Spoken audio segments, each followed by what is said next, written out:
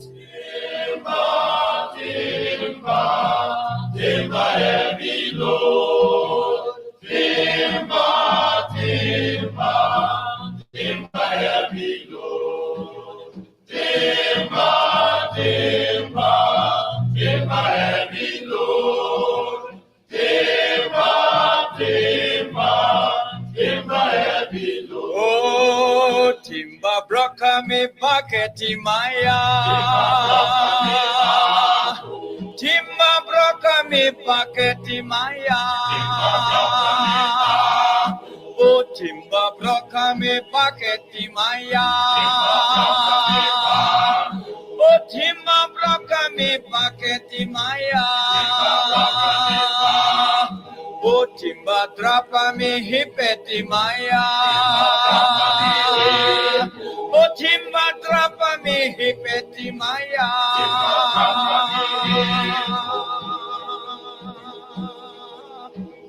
Timba, timba, timba heavy load. Timba, timba,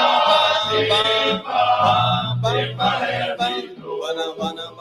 Timba, timba, timba heavy load. Timba, timba, timba heavy load. Oh, timba drapa me futeti maya. Oh, timba drapa me futeti maya. Timba drapa me paketi maya.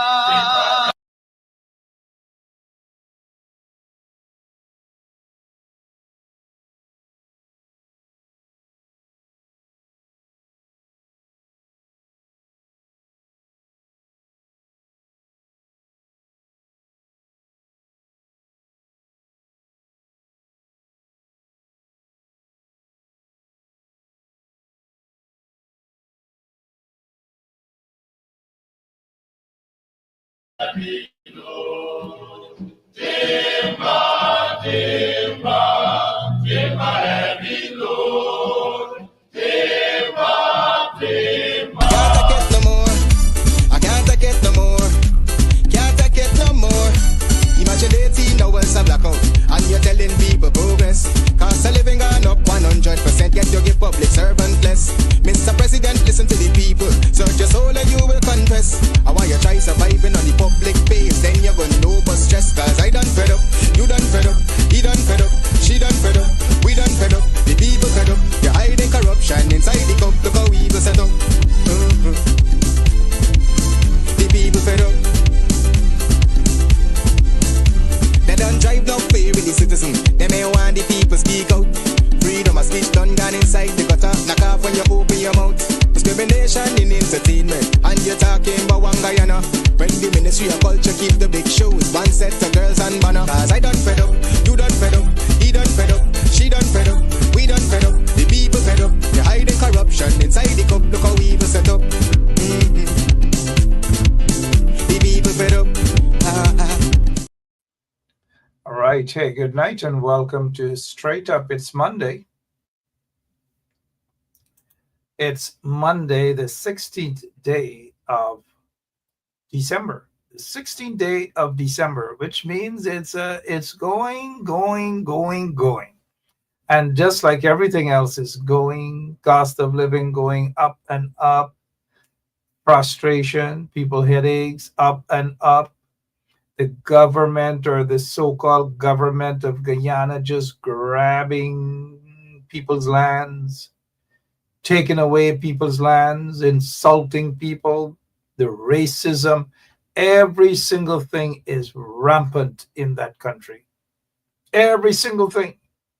Bodies are showing up dead. People are dropping dead at the police station, according to a report just came out of Guyana. A man collapsed, quote unquote, collapsed and died at the Albertown police station. Another resident from Albertown, a 52-year-old guy, collapsed and died in Albertown as well. A body of some guy found on the seashore somewhere on the East Coast. every single day. Every single day. I don't know what's going on in Guyana. You guys have got to tell us what's happening in Guyana. A bunch of our indigenous brothers and sisters, all the way from Region 2, miraculously, they turned up in Georgetown. According to information, mind you, they were told by Muhammad. I don't know why Irfan Ali doesn't like to be addressed as Muhammad. Muhammad. Muhammad. Nothing is wrong with having a name. Why is Irfan Ali running away from Muhammad? Assalamu alaikum, Muhammad. Why? It is your religion. He's supposed to be a Muslim. Nothing is wrong with that. Nothing is wrong with Muhammad. But why is he ashamed of his first name, Muhammad? Our guest, Lincoln Lewis, his middle name is Brandon. He's not afraid of Lincoln Brandon Lewis. Then we have another guest. Adriana Thomas is with us this evening as well. She's not afraid or ashamed to mention to people that her first name is Adriana. I am not afraid or ashamed to tell you guys that my name is not Balram, sorry. My name is Mark. I thought for a moment of the Prime Minister of India, Modi, said that Guyana is like a mini India. So I might as well just change my name to Balram and don't call me Vishnu or something like that. Okay, I am bringing all of them on because they are smiling already. It's not a smiling matter. We have Adriana Singh, we have Leland Bharat, and we have Lincoln Sogdeo. Good night, lady and gentlemen. Welcome to Straight Up. We have lots of serious things to talk about. But before we welcome them, let me just say this, according to the Village Voice, is a breaking news story. And this was earlier today. A breaking news story. Guess what? This is the breaking news. A two-show found dead in a hotel in Georgia. We don't know the circumstances, but as of now, the police, they're claiming that they have a suspect. And this is kind of like, in my opinion, it's kind of like fishy. You know what they're saying, and it's fishy. Something ain't right about what's happening here. And I hope Irfan Ali, Jogdeo, and all those folks in the PPP that have been attacking these folks in the indigenous community, I hope they are prepared to answer questions and not to have whomever the police, that is, claim is a suspect. I hope that suspect doesn't turn up dead somewhere so that this murder will go unanswered, just like the other murders in Guyana, whether it's Paper Shards or whomever. Anyways, I noticed the former Minister of State says here, demands justice and security for Tushars following the death of Ridley Joseph. Following the death of Ridley Joseph.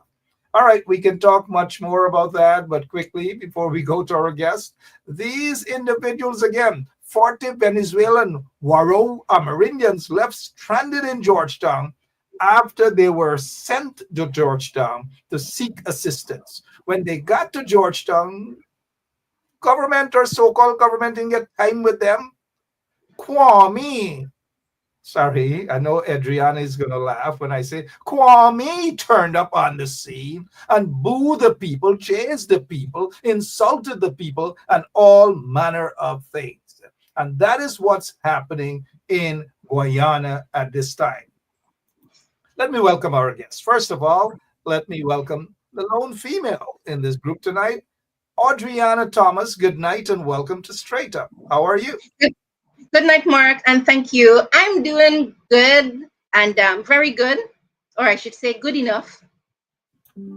Yep, thank you, and glad that you've accepted this invitation. At the last moment, I must let our listeners know, Lincoln Lewis, good night, and Leland Aubrey, Saul.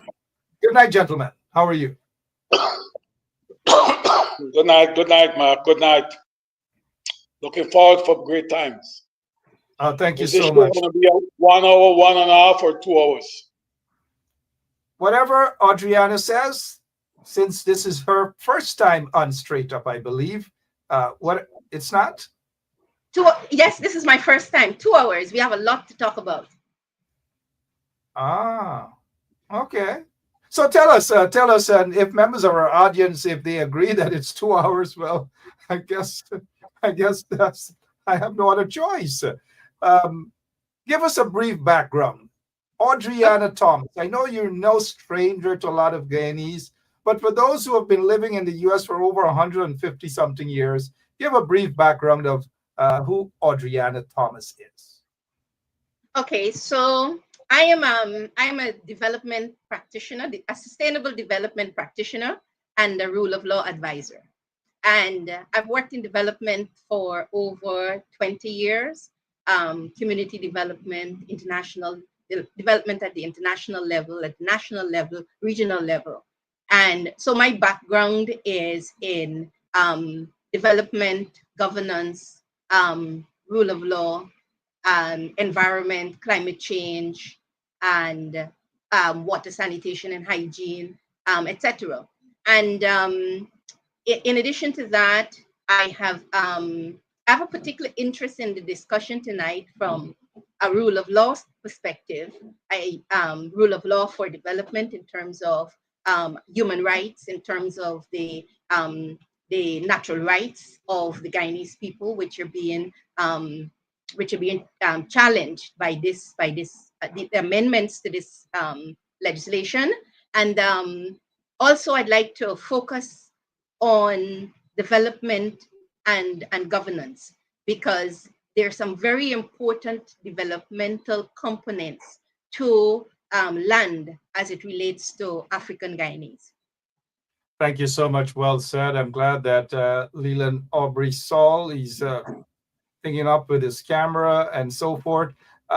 Just pull your camera, come a little closer to your camera so we wouldn't be able to be distracted, or some members of the audience wouldn't be distracted if you bring your camera closer to you, because according to Adriana Thomas and Lincoln Lewis, we're going for 2 hours tonight, and we won't want much distraction there, please.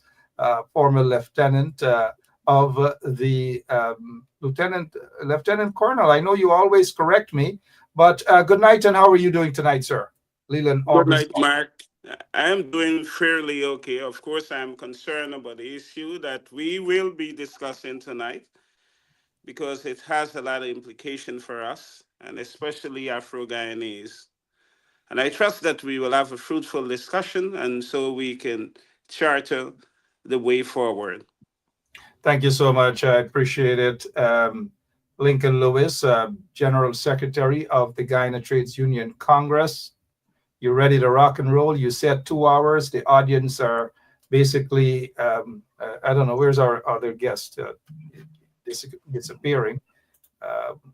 We'll have to talk to him about the Disappearing Act. Get up, go away, come back, as we say in the countryside. I'm just adjusting the light inside the room. Thank you so much, sir. Appreciate it. It's Straight Up 107.1 FM. Let's begin first of all. I want to ask Miss Adriana Thomas about this latest report about these folks, 40 Venezuelan Warao Amerindians. They were sent to Georgetown. They're stranded in Georgetown. They claim that they were sent by members of the quote-unquote government. What is your take on all of these things happening right now in Guyana? I think, Mark, I haven't read this report here. I didn't read this report before, no. But I think this is a part of a wider approach to governance in our society. And I think the government has dropped the ball in many instances. And they've dropped the ball at the institutional level. They've dropped the ball at the community level. They've dropped the ball at the I would say the central executive level. They've dropped the ball at the parliamentary level. And these are some of the things that we're going to talk about more tonight, specific to the bill that's coming up. But these things should not happen. A lot of what is happening in Guyana should not happen if the government had focused on strengthening our institutions. For example, this is a matter that the Ministry of Human Services and Social Security should have been had some kind of system in place. I'm saying a functional system in place to address the issues as it relates to the migrants. I know that they do have a program to support the migrants, but the situations like these ought not to occur if that system is functioning effectively. And so this is one.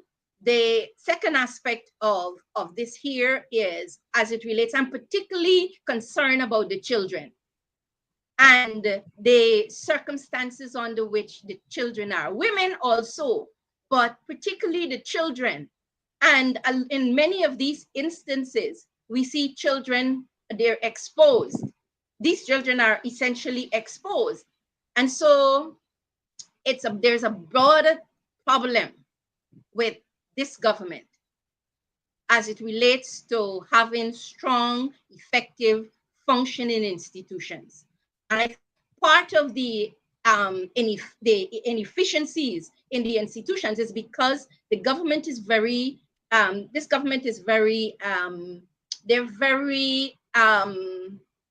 micromanage.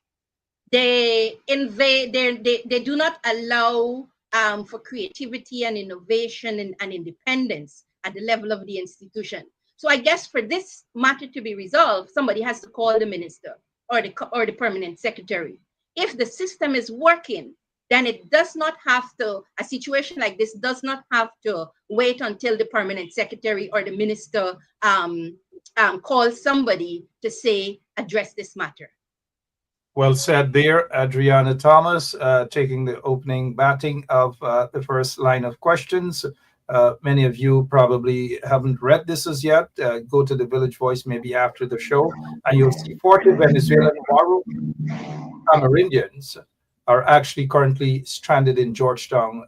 They were invited by this installed PPP regime. They were left stranded there. Lincoln, your take, please, on this current situation, according to Village Voice News.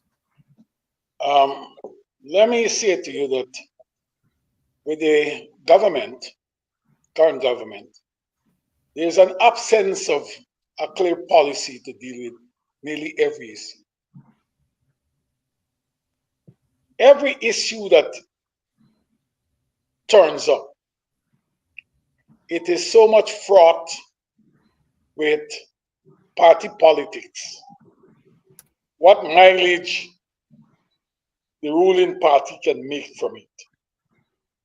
It is not what is necessary for those who are involved.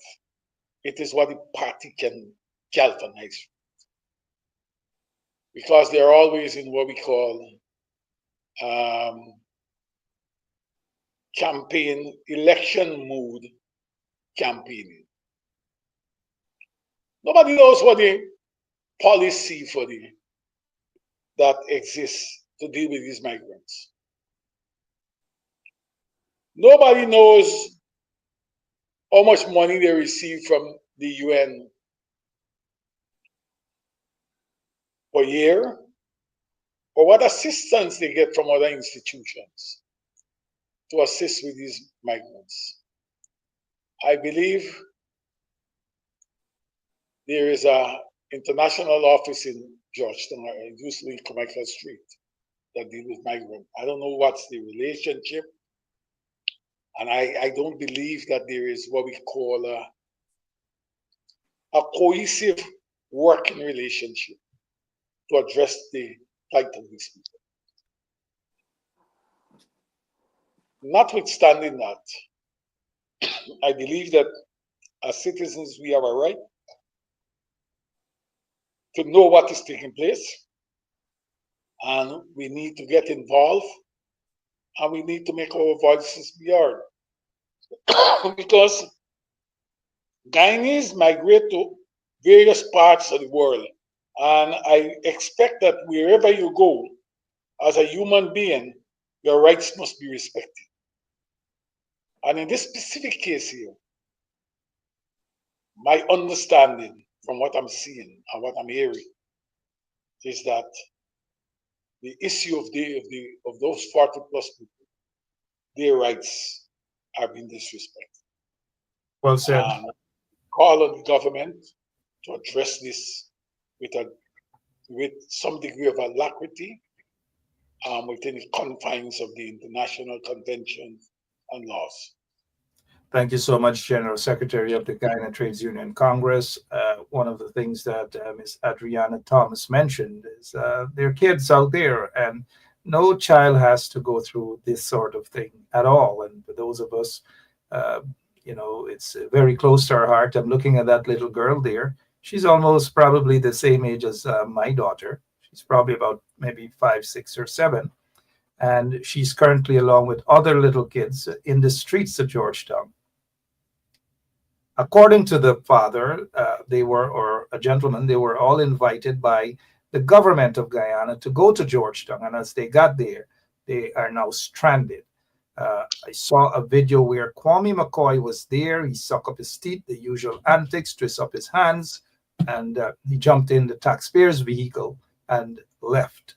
Shame on that individual. Now, Mr. Leland Aubrey Saul, what's your take on this latest development, sir? Mark, it is clear, it is obvious that government has no clear policy to address the issues confronting the Venezuelan migrants. And we must ask ourselves what level of coordination is there between the United Nations International Office for Migration. I think there are other NGOs, international NGOs that are working in Guyana. And we are unaware of the level of coordination between central government and those agencies. I cannot understand the reason why those migrants would have been invited to come to Georgetown for what? Had we had clear policies, all the institutional mechanism and the systems would have been in place to address the concerns of the migrants in Region 1. And generally, as it relates to the Venezuelan migrants, we need a clear policy to deal with the migrants. I personally do not have anything against the Venezuelan, but we need to monitor them to decide where they go, and so you can proper administer their welfare. Throughout this country, you have scores of Venezuelans in every single region as you go across this country. Not only in Region 1, I want to make it quite clear, not only indigenous people. And I want to believe that government is complicit in some cases in the exploitation of the migrants. And we have a right to protect people. They have basic rights that must be protected. And we must not use their situation to exploit them for economic reason or for political mileage, as we see the current regime is doing. I therefore call upon government to implement a robust migration policy to protect all migrants from unnecessary exploitation. And if what is reported is true, how the minister McCoy treated the migrants, I think we ought to condemn McCoy's behavior. That is unacceptable. You do not treat people who are vulnerable in that manner. Thank you. Indeed, you do not treat people, vulnerable people, in that manner. But we cannot be surprised, and I'm sure that Ms. Adriana Thomas is not surprised. Lincoln Lewis is not surprised. All of our listeners, or 99% of our listeners, aren't surprised at all. And you mentioned, Mr. Saul, if in fact that individual, Kwame McCoy, did that to the people, we are not on this show about propaganda. We do not come here to spread propaganda or to basically hype people up without any evidence. Now, let's go straight to the evidence, please, our operator. And you'll see Kwame McCoy, people address him as a minister, but I just don't. Kwame McCoy, this is what happened moments ago. I am sorry. No, I'm saying to you, that post was made before you came to It was before you came. The people need help. Can we just help them? Right, go ahead. Nigel Hughes of the AFC said he'd help them. We don't agree with what he is saying. You're the minister. You shouldn't go away. Which minister? No, he is the minister. You should go away. Nigel Hughes and the AFC said that they're going to help them. Jumped in taxpayers' vehicle and sped away. I know we have other issues to deal with, but this is also important. What's going through your mind there, Ms. Thomas? Mark, now that I see that video, I'm very disappointed with Minister McCoy's behavior. And I think that as we have this discussion, I think the time has come as Guyanese for us to start letting the government know that your standards are below what is accepted. The time has come for us to demand that our leadership reflect our values. And there was a time when a minister would have gone there, irrespective of which party he is from, and he would have operated with a certain level of standard. But for the minister to go there as a minister, the minister has a responsibility. The purpose of the government is to uphold the rights of citizens and to uphold the humanity of people. That's if we to put the purpose of the government into one sentence. And so the minister completely misunderstood his purpose for going out there, because Nigel Hughes is not in government. So what he did, he brought the politics into an issue where the politics was not relevant. Nigel Hughes, as the leader of the Alliance for Change, he is in the opposition, and the opposition role is to hold the government accountable, is to ensure that the government do what they're supposed to do properly.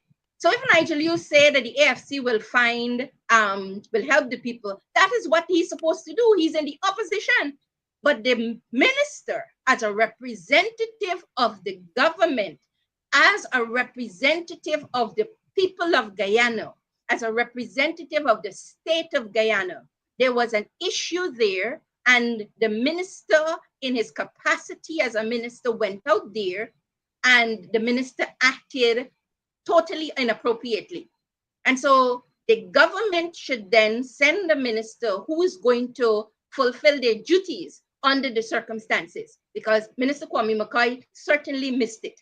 And so I think the time has come for us as a people of Guyana. They say the people get the government that they deserve.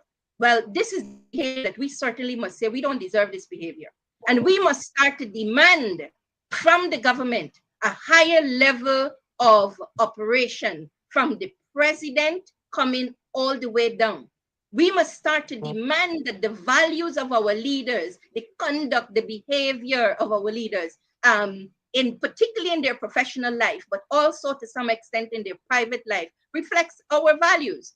And so we're not asking them to be perfect, but we're certainly asking them to be professional and to conduct the business of the state at the highest level of professionalism.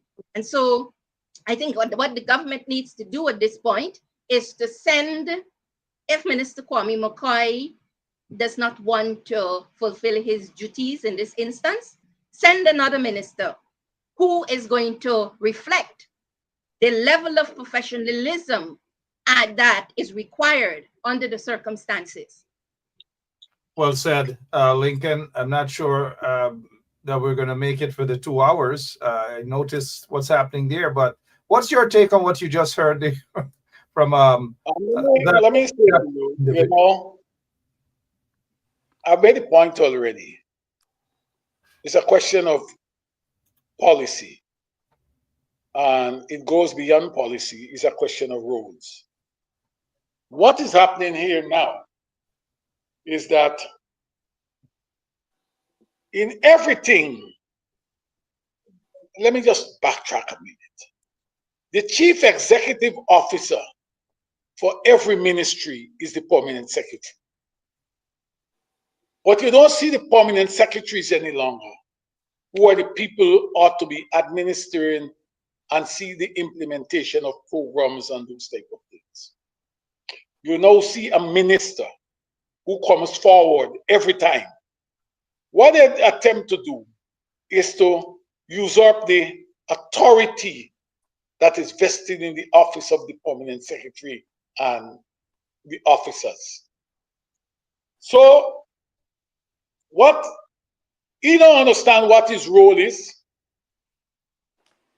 that he needs to sit down at a certain level and see and make sure that the policies are conceptualized and developed, and the permanent secretary and the staff will seek to implement those plans and programs. They want to be in everything. They want to be making the policies, implementing the policies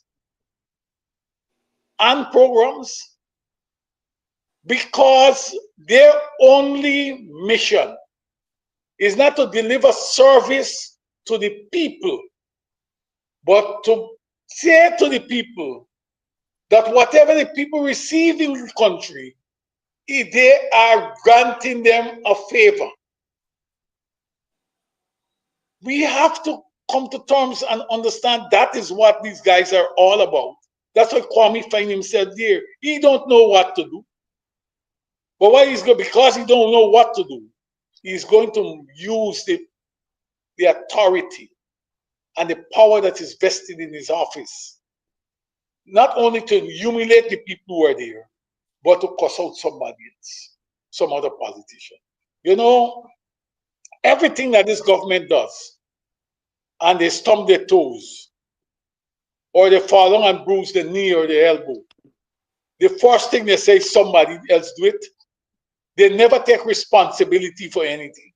And that's what Kwame is doing tonight. He's making sure that that the government don't take responsibility. Well, He can't throw it on the permanent secretary, so he throw it on the opposition. We have to hold these guys accountable. We have to hold every government in this country. They must be held accountable. Everybody who get paid, who was an elected office and has been paid from a state coffer, must be held accountable. And until such time that we start doing that, we are going to get the Kwames, the Hamiltons, and the others. Thank We will you. get them. And the others, including the others indeed, Mohammed, Irfan, the butcher from Unity, and so forth. Briefly, Mr. Saul, your Yeah, take on what you just heard there or you saw on that you know, video. I want to support the point that was made by Ms. Thomas and also Lincoln's point. Policy formation, it is the responsibility of the executives to formulate policies. But we must ask ourselves if they understand policy formation. And clear policies would have would allow government to address certain issues. And rightfully, as Lincoln mentioned, policy implementation is a bureaucracy that implement policy. And the whole issue of Ms. Thomas's point about values, we must ask ourselves, what are our national values? Do we have? And when you look at the diamond ball, and you can understand what is going on in this country. What is it we value? And so you have a minister going out there who does not understand that he is a servant of the people And he go there and he's very arrogant as usual. You know, I believe that our ministers and those who represent us in parliament and so on, they must be of a certain quality and a certain stock. They must have decorum. They must understand how to conduct themselves. You know, he's being paid by the state. He has a responsibility. So he went there and maybe he's angry that Mr. Hughes interact with the people, right? And every single situation this administration is using to gain political mileage. And that is what we have, a bunch of incompetent and arrogant people. And we as a people must deal with that situation. We cannot allow these careless people who don't care about the citizens to continue to govern this country. And we must get rid of them by legitimate means. We must do it. And hence we are here tonight to discuss a very important issue. I know, yes, what we are looking at, the situation with the migrant is very, very important, but we see that they're incapable of handling this situation. And we know why. And I have deep suspicion why those migrants were invited to Georgetown. I have deep suspicion why they invite them to Georgetown. And they know why. Yep. And certainly, thank you, Mr. Salt. They know why. They know exactly why. We're going to hear something different tomorrow. But nobody's surprised at Kwame's antics. And Ms. Thomas spoke, and you just mentioned quality people must be in public office. Mark, quickly. And Mark, Kwame McCoy doesn't fit that description. Has been expelled, kicked out, or deported, what they call it, from a small island, allegedly for prostitution. His visa was revoked as a result of allegations of him soliciting sex from an underage schoolboy. Lots of other stuff. So let us not be surprised at the antics of that individual. Sorry, Ms. Thomas. Go ahead, ma'am. Thank you, Mark. Mark, there is a fundamental behavioral problem in this government. And before, among our elected leaders, this problem was more the exception than the norm. I think what we have seen in particularly this PPPC government from 2020, this kind of behavior has become the norm. We see the judges make a decision and the attorney general comes out in the public and spews them out. Let me use that word. The attorney general came out, spews out Justice Kissoon, spews out the Justice Prasad, and for making a decision. And we have never seen an attorney general prior to this attorney general come into the public domain and abuse the judges. And so it's a behavioral problem. We see the vice president every Thursday.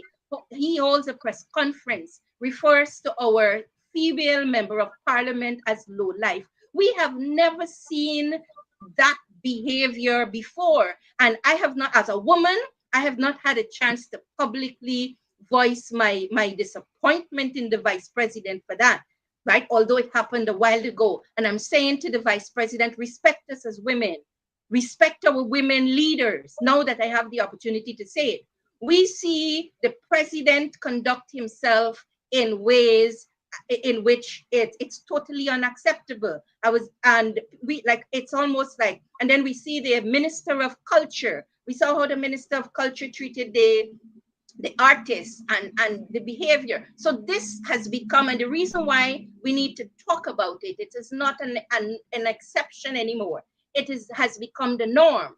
And it has become the norm because the government feels, or the people in the government feels, that it's about value. And it's about the value that they have placed on us. But we must say to them, and begin to say to them, starting from tonight if we have to, that we will no longer accept this behavior in public office.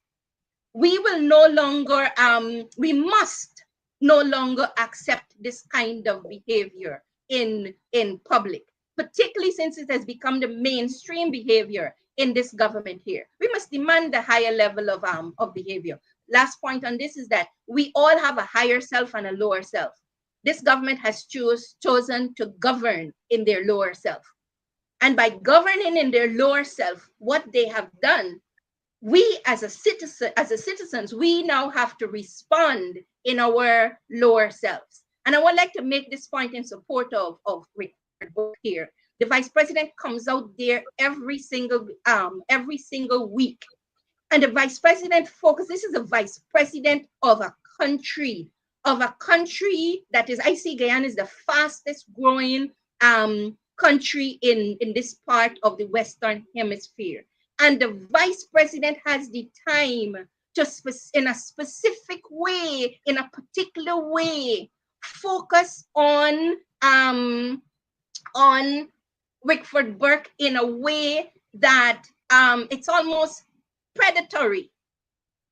And I want the vice president to know that he has to stop going after Rickford Burke, because it is unacceptable. It is a violation of his rights. It is a violation of what he's doing. He's trying to dehumanize, strip him of his integrity, strip him of his dignity. And I'm saying, stop it. Not just Rickford Burke, Mark, you and Melly Mel. Now that I have this mic, I'm going to say that. So I'm saying to the vice president that what you call influencers, Mark, must be able to speak and share his views. Rickford Burke must be able to share his views, and Melly Mel, etc. And I'm saying to the vice president, what I would like to know is, what is the national development policy for Guyana? This new law amendment bills to the Land Acquisition Act, the amendments. What we would like to know is, how does this fit, these amendments fit into the national development program? That's what we want to know on Thursday. Mark, I'm just getting started. Oops, and I was just about to wrap up, but you're now getting started. Don't get me started either, because we'll go all night. Maybe after midnight right here on 107.1 FM. You mentioned the quality that we now see in these chaps who are sitting there at the office of the president, and this came to mind. Quite embarrassing. How we gonna do a body man walk right now? You ready? Fuck, so let me go now. Hear me sing now.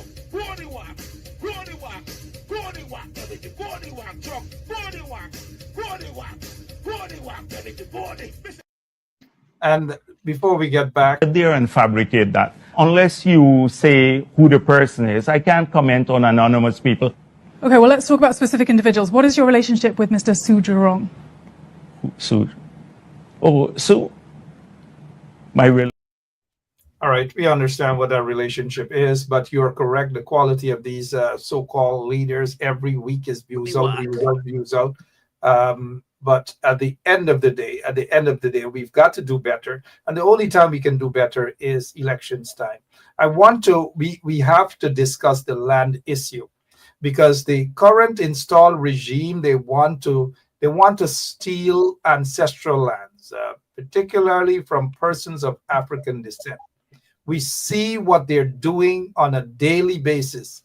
And now they have laws now, or they're about to pass a bill so that they can legally go after and just take away people's lands. This is what is happening. But before we get to that, let's remind people of this. This is not a now come something. This was brought to your attention not so long ago, and Lincoln and the situation at Kingley. This is what happened, and Anil was hell-bent on changing the law. I you knock me. I don't knock me. Call the police. I don't have any problem with that. Call the police. Call the police. My grandfather. You grandfather? You fucking grandfather bring anything here?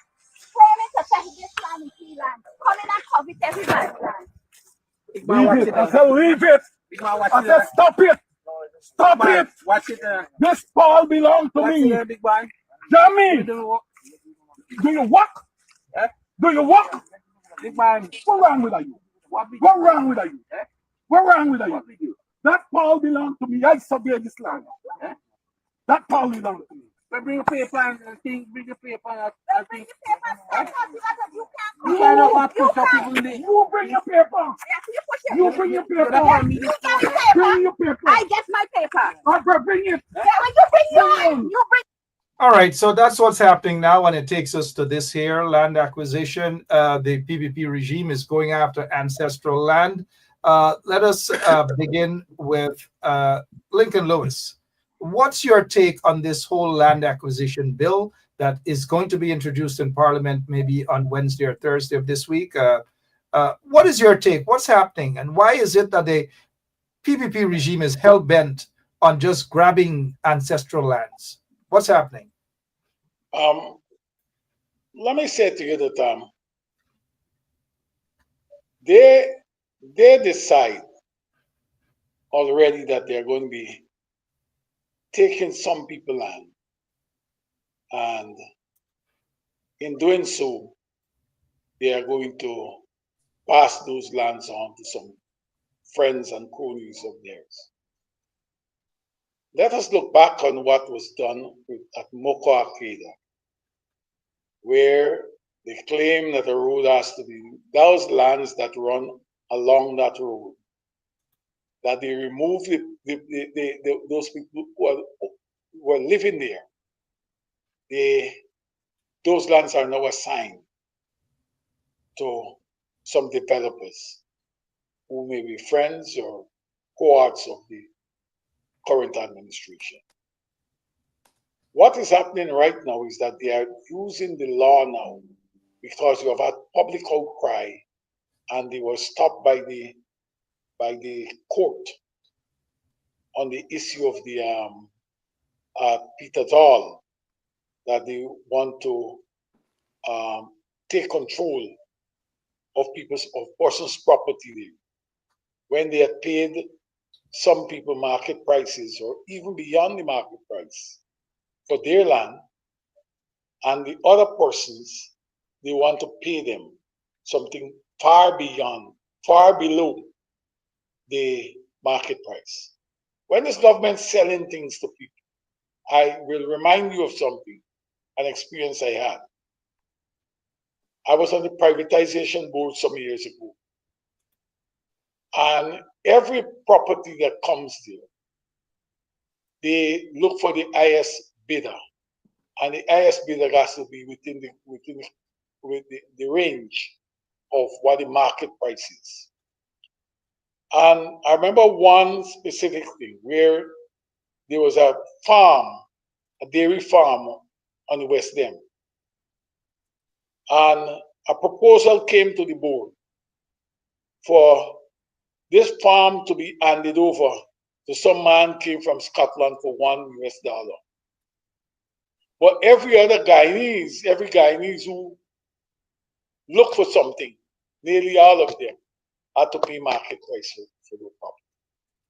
It is a scheme that this government is involved in, that they are going to move to.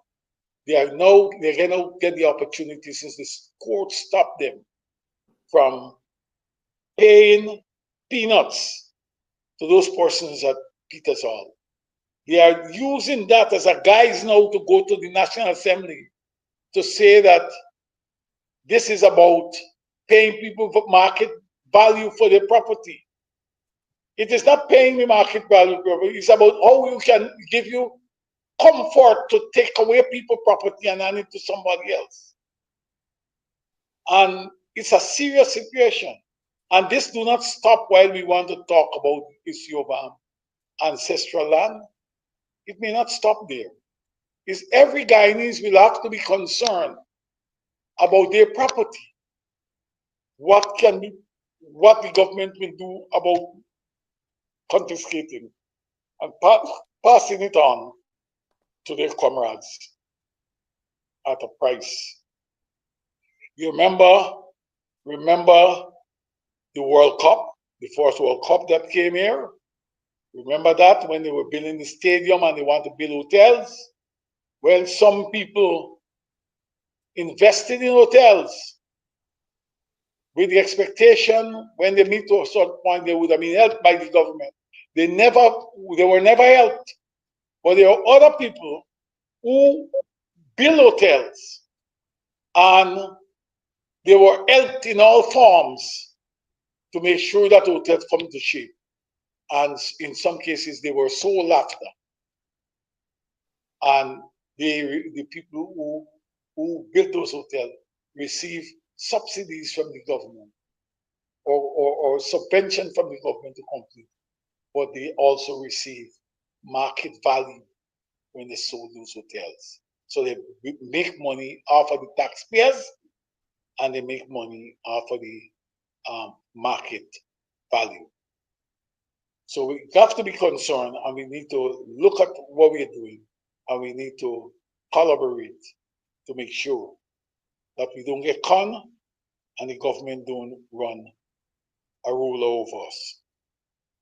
Well said, Lincoln Lewis. Collaboration indeed. Ensure that we do not get conned or the government take advantage of the people, which is what is happening right now. There must be a nationwide pushback of this, a nationwide pushback. Take a look at this. Irfan Ali, acres upon acres of lands on the east, the Soestdijk-Linden Highway. Nobody's going to go and grab that, but they were able to take lands for themselves and enjoying it. But let's move over to Adriana. Adriana, can you give your take, please, on this land acquisition bill that's about to be passed? Your microphone, please. Sorry. Legislations are enacted to facilitate government policy. And so we have to ask ourselves why. The government has a policy of not doing poverty reduction, but wealth creation, or we can say unequal wealth creation.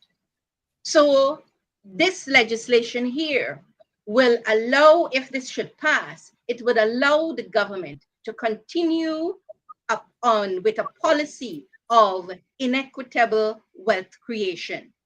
And so there are two aspects of that, of the amendments, which are very important. One is where it states that if once the proper, the minister proof of type of ownership or the proof of ownership is shown to the minister and the minister is satisfied, then the minister can make the payment. This bill, these amendments, they have caught the African-Guyanese community off guard. I say that because many African-Guyanese, they have for decades lived on the property, their grandmother property, their great-grandmother property, their great-great-grandfather's property, and they never sought to update the ownership. So, but they have a lot of land. So I believe that the government this bill here is as a result of intelligence that the government has. The government has intelligence. Whenever the government is well informed. So when you see a bill like this is when there's something else or there's a lot that's going on behind the scenes. So let's look at what's going on behind the scenes. The government has intelligence. They have knowledge that Black people have a lot of lands. You may look at these lands and think that the lands are there, they're lying there, they're not being used. The other aspect is that the government is building roads and they're opening up new lands. So I believe the government is developing a scheme, like Lincoln said, as to how they can find a way to easily access some of these new lands which are being opened up as a result of these roads, as well as a lot of the lands which they see African-Guyanese have, or Guyanese on the whole, and how they can get these lands. And so they came up with this bill. While yes, people are linking it to what happened in court when with the Providence matter, where the judge asked the government to provide the agreements for the other people who were paid, and the government has not provided those agreements, but they are going to appeal the matter. So there's a view that these amendments are as a result of that matter before Justice Kisun in terms of the Peters Hall matter. But there's also a wider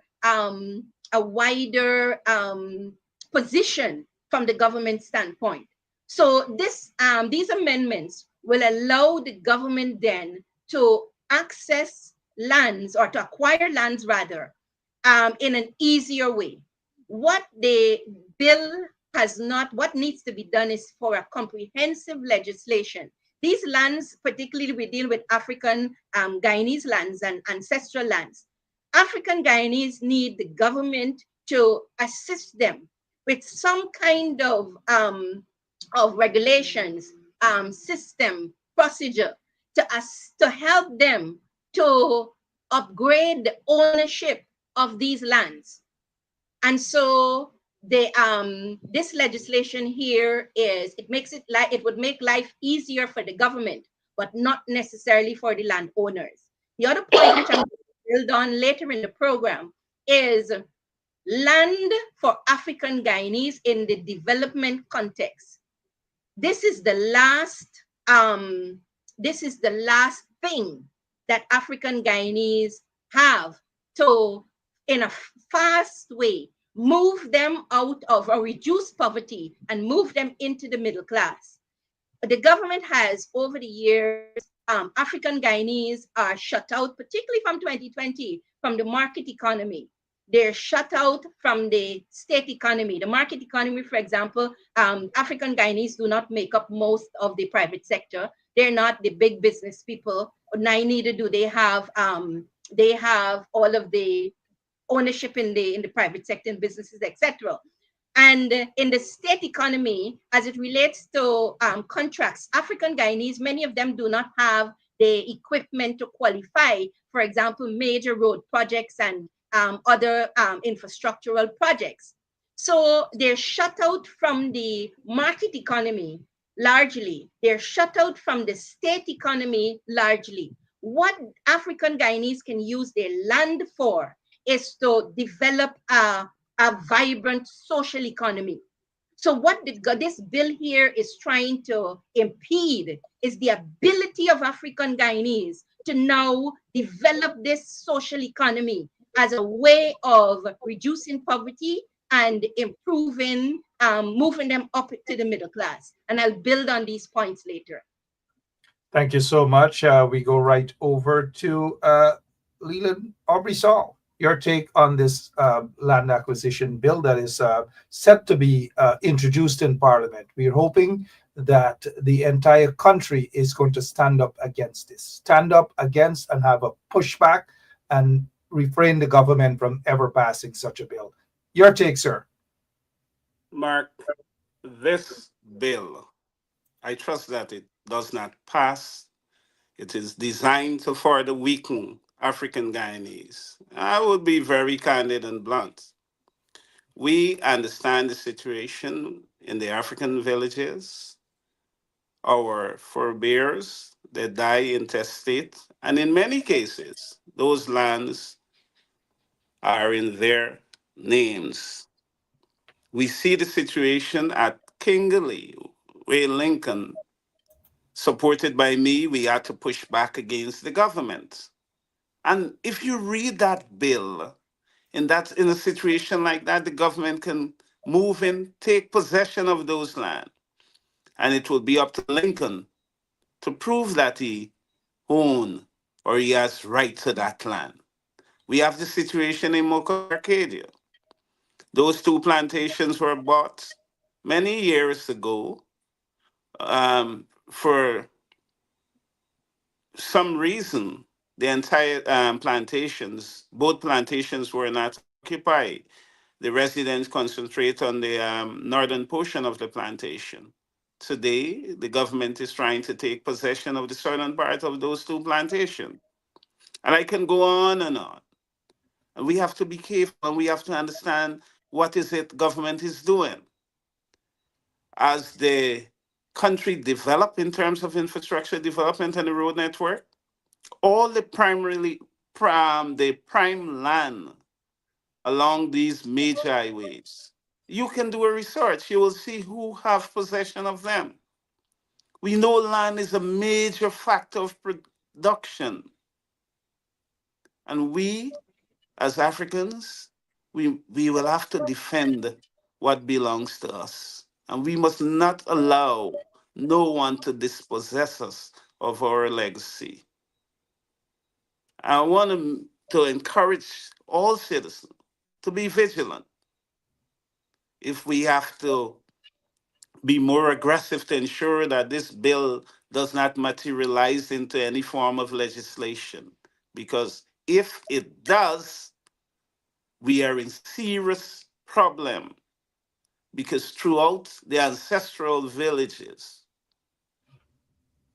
we might very well find that we are dispossessed of what belongs to us. I want people to understand that. The Well, government has no good intention. Thank you.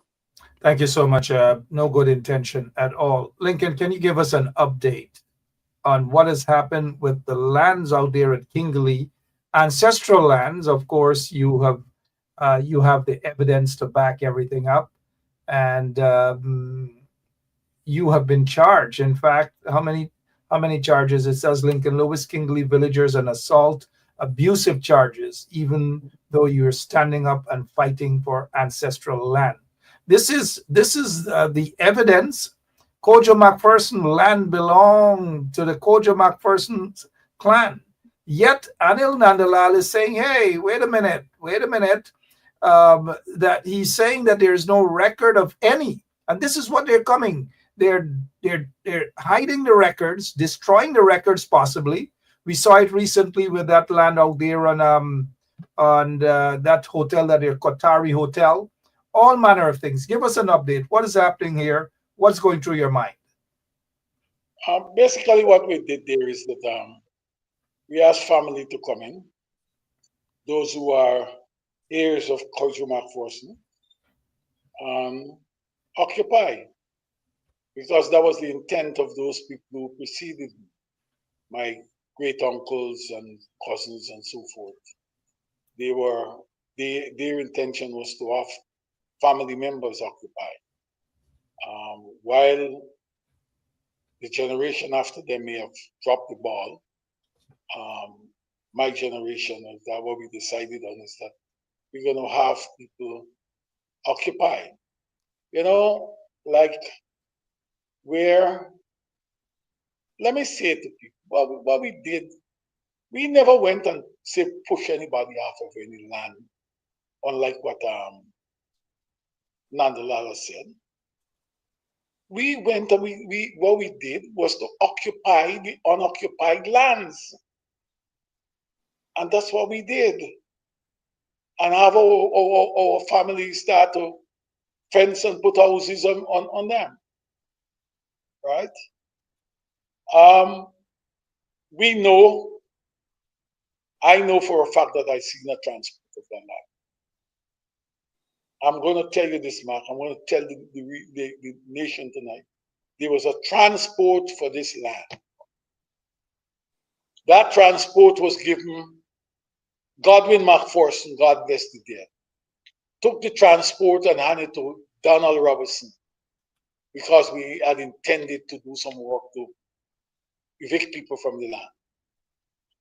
A few weeks after, Donald Robertson's office went up in flames and the transport went with it. When we went to New Amsterdam to get a copy of the transport, they tore the paper, the page out of the book. So we know what these guys are up to. But let me just make this point, I want people to understand that this is not the plan of this government or the program is not for an individual targeting one or two individuals. it's a macro plan, like in Region 5, like in West Coast Bobbies, from a Barry going up. The lands, the prime lands that you can find on the southern side of the road are on what you call the railway embankment between the Abari River and the Borbis River. The prime land to prepare to grow food is there. They intend to run, they are building highways. Their intention is to run a road just where the railway embankment was, from Abari onto Rosignol. And those lands on the both sides of the prime lands on both sides of the railway the new highway will be now handed to their courts. This bill is put there to treat with issues of that nature. And unless people mobilize and galvanize, they are going to lose their lands. I believe that we have people in West Coast Bobbies have to do something. You have to stand up for what is justly yours. Thank you so much, Lincoln. You've got to stand up for justly what's yours. Jamal Aziz and others are saying that people need to stand up and push back on this bill. And I agree with Jamal Aziz. I agree with all the others. And Jamal, I know you're celebrating your wedding anniversary, 39 or 40 years. We'll talk about that tomorrow. But thank you so much. Guyanese need to take back Guyana from the PPPC. Ms. Thomas, you yourself you've had some issues, ancestral lands and all manner of things. What's happening with your situation? Well, two things I'd like to say, Mark. One is what has happened with the situation, but also what we're doing, because I believe my family is developing a model that we can share. So my family, for example, the challenge is, if you take, for example, for you to get to the court, if the transport is not in your name, even though you have a right, you live on the land. For you to get to the court, first of all, you have to have what they call the locus standi. The court has to recognize that you are the rightful person to come before the court. No, the first thing, you have to get the money to get the lawyer to go to the court. And then if the judge decides that, no, you're not the rightful person to come before the court, then that matter can never get before the court. So that's one. The government is also aware that that if they take the land, they're aware of all of these issues. It will be difficult to get to the court if the title is not in your name. Let's say if it's in your great-great-grandfather's name. I'll tell you, in my case, my family, we have our transports are since the 1840s. I'm from Coverdale. And the first set of transports for Coverdale was distributed in 1841, 1842. Our transports were from 1842 onwards. So slavery was abolished in and this is where the government is being insensitive to the history of African-Guyanese. So slavery was abolished in 1838. And then by 1841, the Coverdale started to get 1841, I think, or 1842. The first transports were given out, and so when you very often people say, "Oh, it's a Guyanese problem," but I'm making this a distinct African-Guyanese problem because our East Indian brothers and sisters, they started to come here in 1838 when slavery was abolished. So by 1842, they had only spent about 3 years as indentured servants. So they did not necessarily have land ownership as against the Africans who were here for hundreds of years prior to that. So this is something that we also need to, very often people say, talk as Guyanese, but we also need to talk in terms of the different ethnic groups because of our history. That's a fact.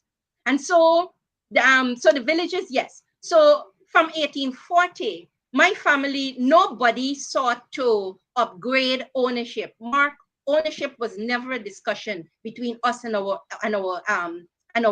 old people. I cannot remember having a discussion or any discussion, hearing any discussion in my family on both sides, my mom and my dad, about dad's family, about ownership. And so so from 1840, the first individual transports were in from 1840 was in the 2000s.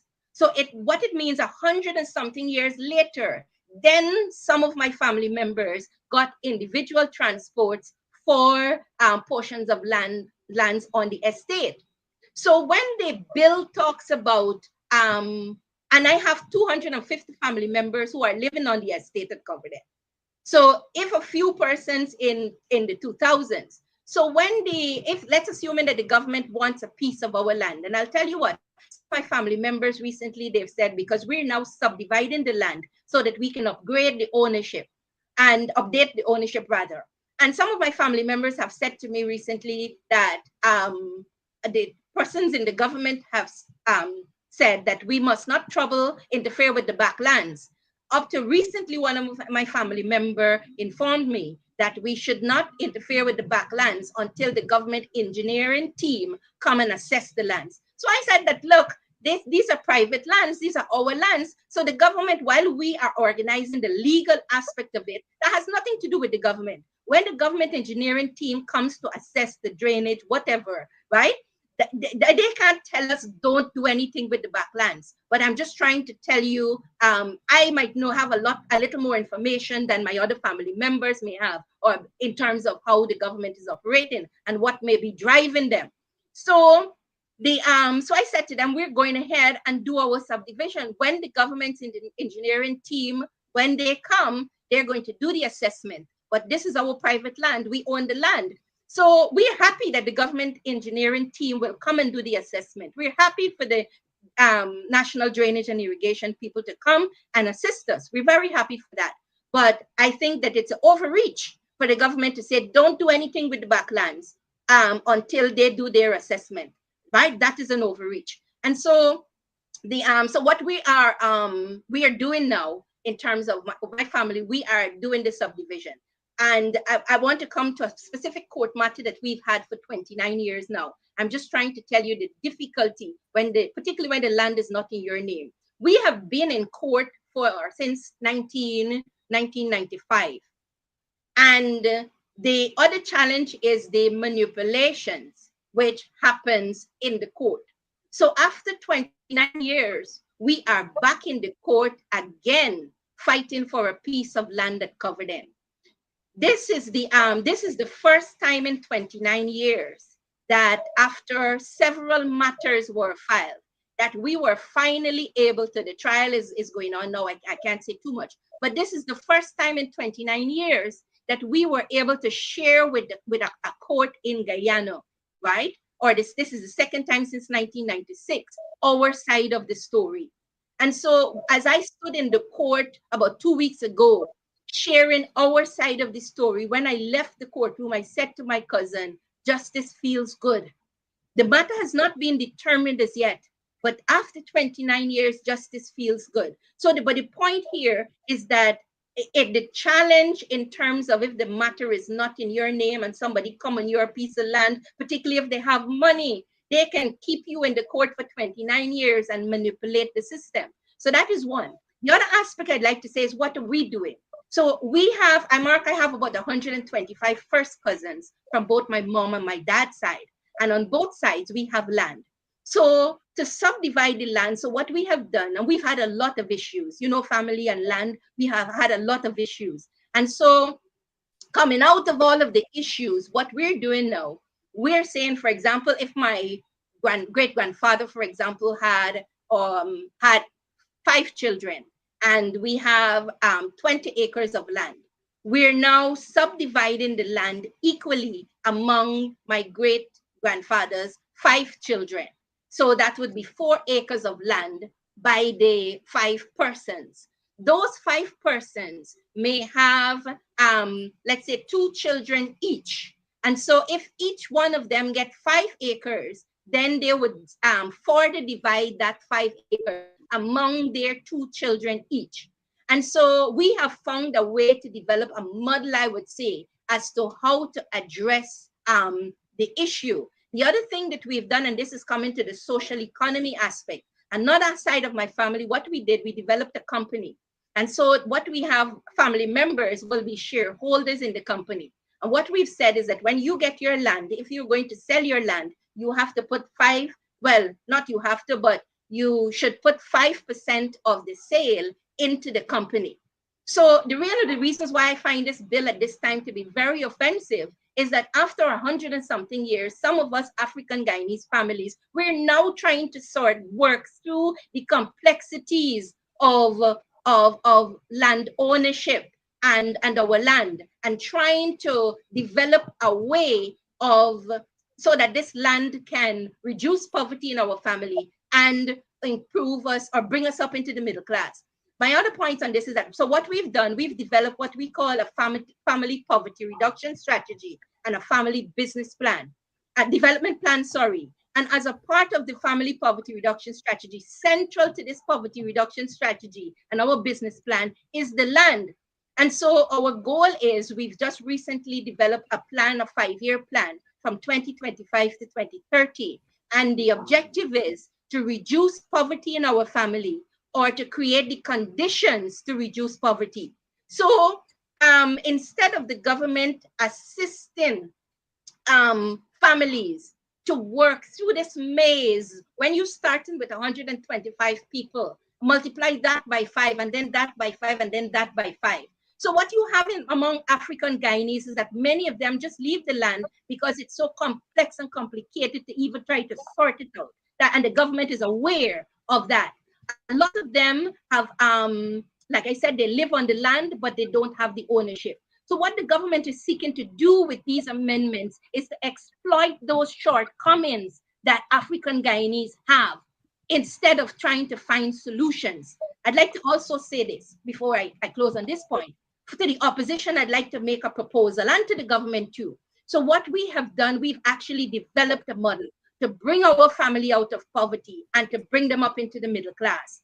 The opposition as a central point of elections is coming up. This can be a central key elections point, that in order to assist the African Guyanese, but Guyanese on a whole, because Guyanese on a whole who have lands, to bring them up to the middle class and to reduce poverty, include this, help assisting them with a program as it relates to their lands, include that in the national development strategy for the opposition. The government is in government now, so they have an opportunity to actually take this idea and do the reverse of what they're trying to do now. Instead of unequal wealth creation, they can do actual real poverty reduction. So what the opposition can do is, you can actually, when you can actually, whether you are in government or not, the African Guyanese, they have the land. What they need is leadership to help them to organize and to represent them.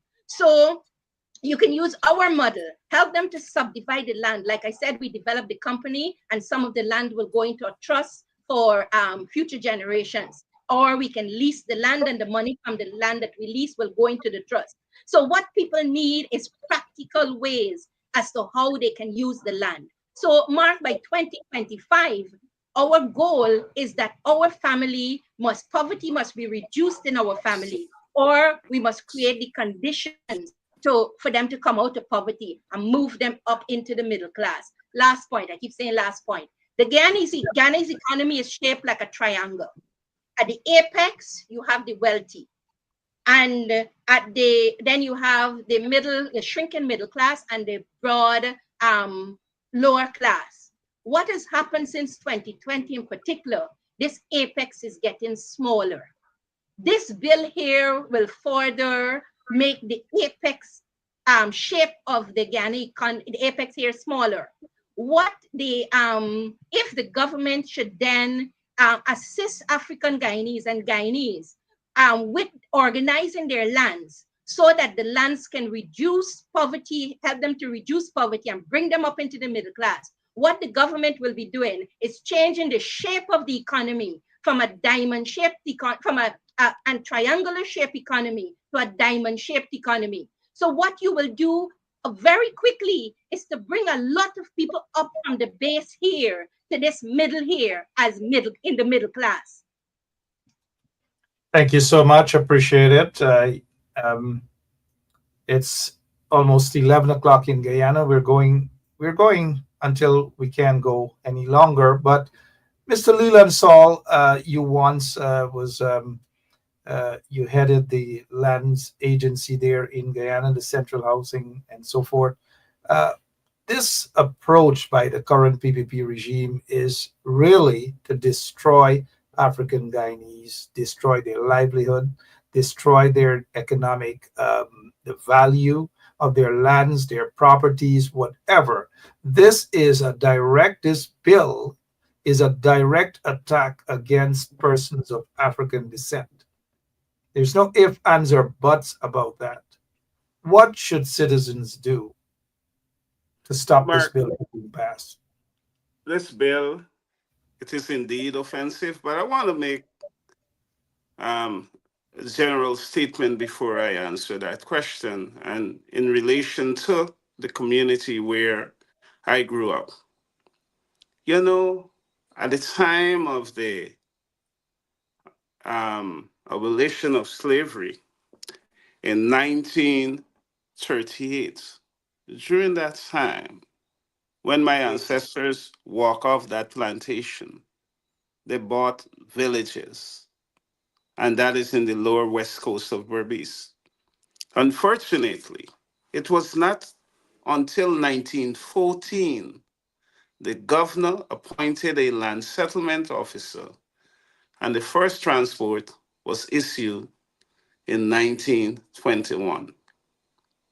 Today, in the Belgium area, we still have many plots of lands that are in people name who are deceased. And instead of government helping us to bring those land into current person's name, what they're trying to do is to deny. And this bill, there's no intention. People can be and will be dispossessed of their lands. We have to remain vigilant. We have to go there. We have to inform people. But the most important thing is to ensure that this bill does not see the light of day. It must never become a piece of legislation. It must not. Therefore, we'll have to mobilize people. If we have to take to the streets to ensure that this bill does not become a piece of legislation, we will do it. As I speak to you, in El Dorado and Belgium a few years ago, the government expropriated some lands at the back there. They dug a canal, and they have not addressed that issue as yet. I am pursuing this matter. I have engaged the MMA, ADA, that is the Myconia Barry Agricultural Development Authority. That is the government agency that did that. They did not consult with us. We know government does not consult with anybody. They just do what they want. And so we are out of about 16 acres of land. Nobody spoke with us. That is transported land. Even though we would have engaged the agency that did that. And that is the way the government has been treating people. And more so, that is the way the government has been treating Afro-Guyanese.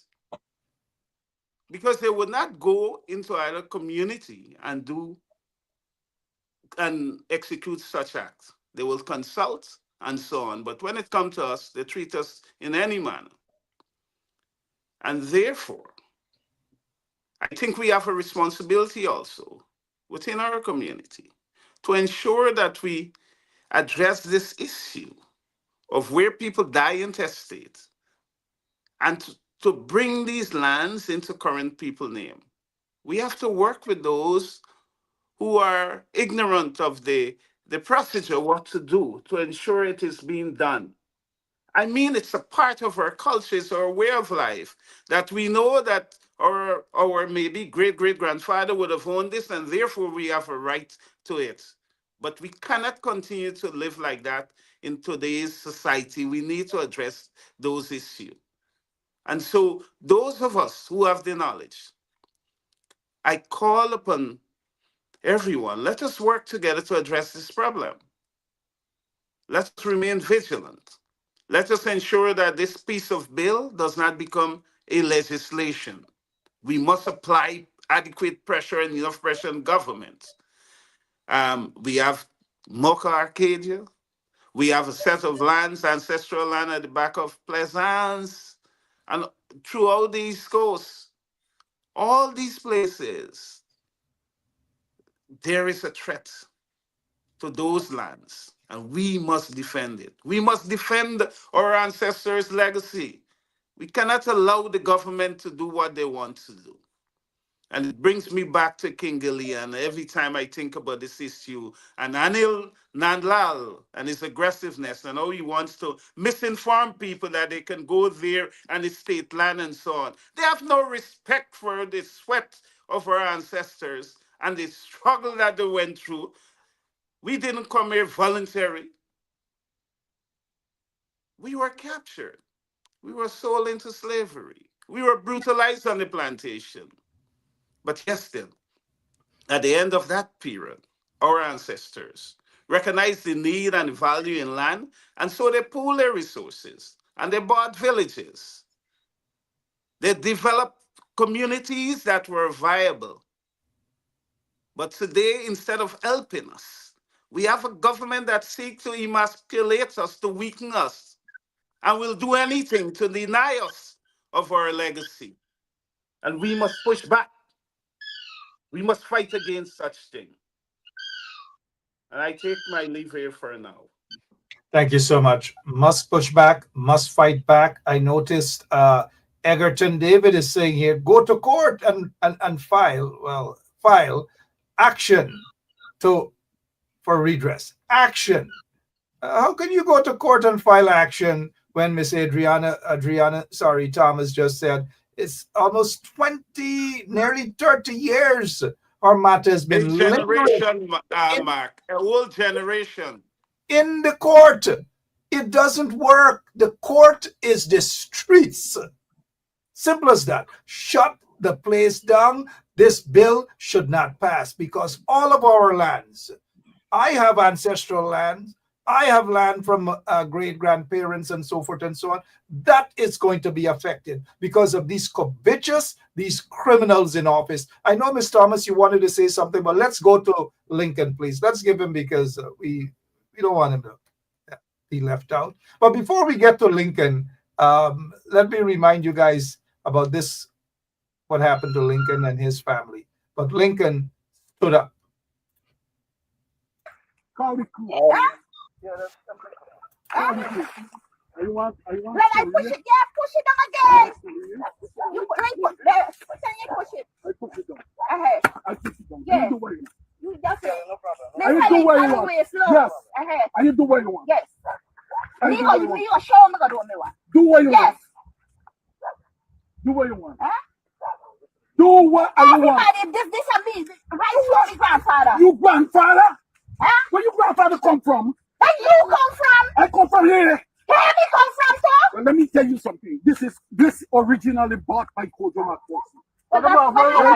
So when you buy white people, who's white people? Listen. Call the Lincoln, you mentioned that land is owned by your ancestor, Kojo McPherson. The people saying that Kojo McPherson a white man. What can be done to stop this nonsense with this bill, Lincoln? What? The issue here, Mark, that they are not saying they don't own by Kojo McPherson. They are accepting that they own by Kojo McPherson. But why they're saying Kojo McPherson cannot be my great-great-grandfather because he's a white man. That's a rumor that has been peddled by a few of them. Let me tell you something. This issue here of ancestral land is more serious than many of us think of it. The issue of what the bill is doing is to strip us, not only is to strip us of any form of economic position that we can pursue. And it is for generations to come what they intend to do with generations to come. These guys have a program, they have a plan, and they get a program. How they are going to deal with first the Africans, secondly, the Amerindians, and thirdly, they are going to deal with the East Indians. Those East Indians who believe that they can ask for level or demand any level of independence, the same will be applied to them. Already in the Amerindian case, you see what is happening with the miners and them. Well, let me just bring you back to this. These are made a point, both Dylan and Adriana. These lands, there are documents for these lands. We have documents. But they're running around and tell you that they don't have documents. We don't have documents. Even Anilala land, in the subsequent to his tirade, he talked to Ford and myself, Roysdale Ford, senior counsel, and myself.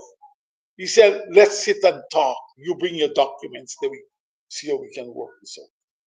But I had to say to him that you have said already that the people get transport. And secondly, you are saying that it's not my ancestors who own it. They don't give transport to state lands. You don't get prescriptive rights to state land. These people get land through prescriptive rights. So it gotta be personal, private property. These people believe that people like me went to school only Sundays. But I can read and I can understand. I know what the motive is. There is more to this issue. And unless people come out and stand up, there is more to it than the lands. I'm not ready yet to blow the lid on the rest. You see how Trump and them have what you call Project 2025? There is a project. There is a project. And all you guys who running around and saying that we are getting a contract, when I finish with the contract, I ain't nothing left. All that you can do is bite to beer at the corner. So, and a lot of people believe in that they big.